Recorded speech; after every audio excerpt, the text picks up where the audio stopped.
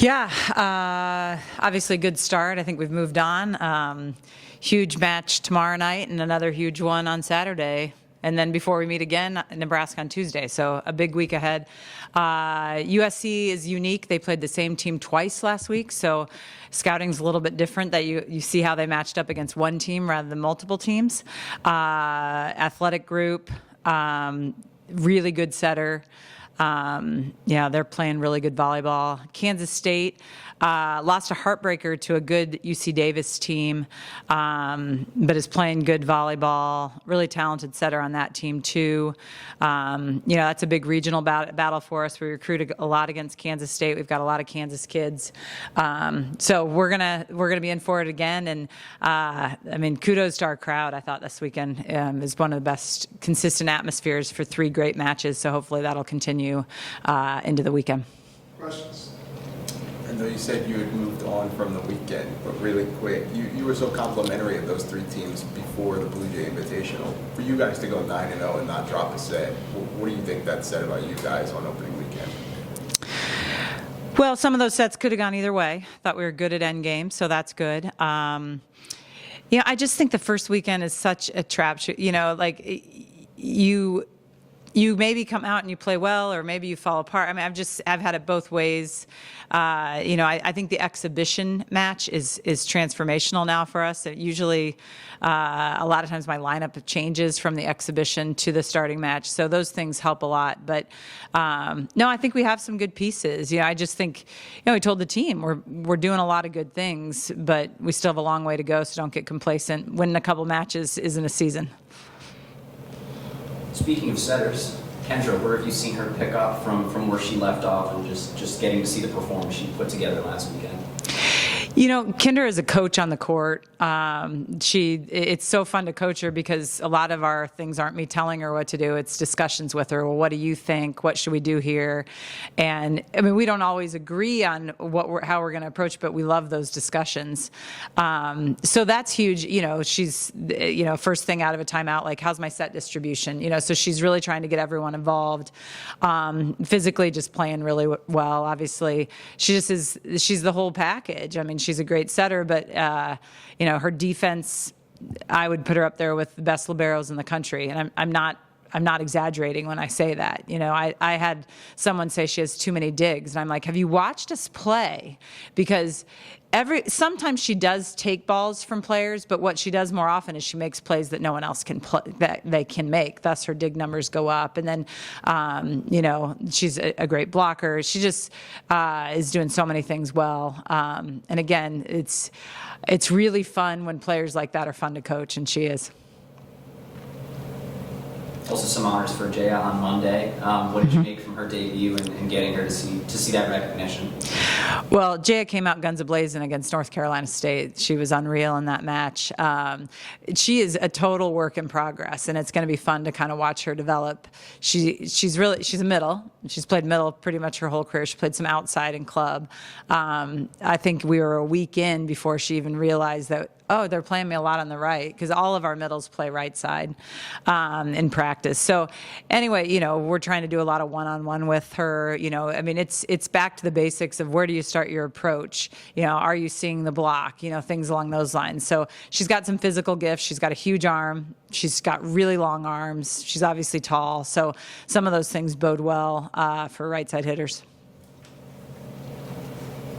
Is there anything, I think I asked you last week about NC State, is there anything you expect from USC based on what you've seen on film or just your prior knowledge?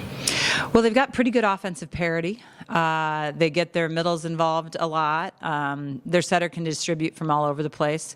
And then they're really good on the pins. Both their outsides are formidable, and their right side's got a big arm. And my understanding is their right side was a setter that didn't play much last year, and she's got a whip of an arm. So, and they have some big physical kids. They look really good.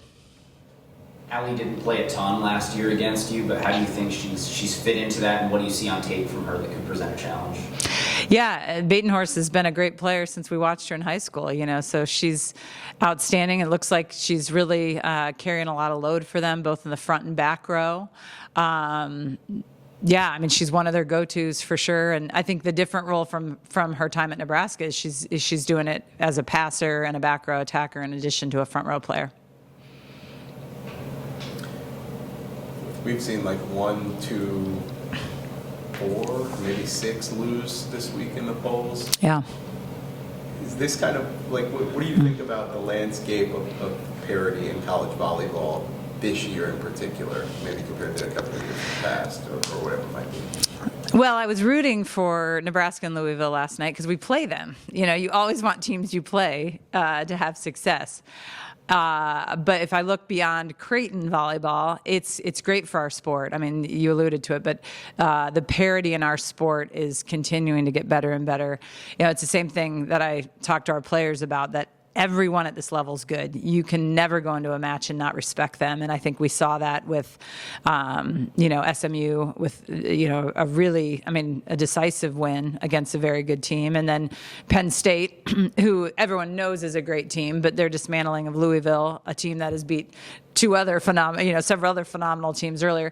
I also think, the rhythm of the non-con is hard. It's midweeks. It's, once you get in a conference, you get a rhythm. You play Friday, Saturday, or you play, whatever your conference rhythm is, you get into it, and non-con is different. And so how do your players manage that? How as coaches do we manage that? I think can also play a factor. How do you think they fed off the crowd, if they did at all? I mean, you mentioned it was a pretty good turnout. How are you hoping to see that again with some big matches this weekend? Yeah, several of our players talked about it, particularly our student section. They were loud for every match. It was Labor Day weekend. We didn't know whether they were going to come out, so that was great to see. I think it affects us, but I also think it affects the opponents sometimes. Not all teams, but some teams can get rattled by it. So, it's a huge opportunity tomorrow. We don't get a ton of nationally televised games. So for us to be on FS1 tomorrow night, we'll have those national televised games, but in our home gym, so that recruits can see what an incredible atmosphere we have here is big for our program.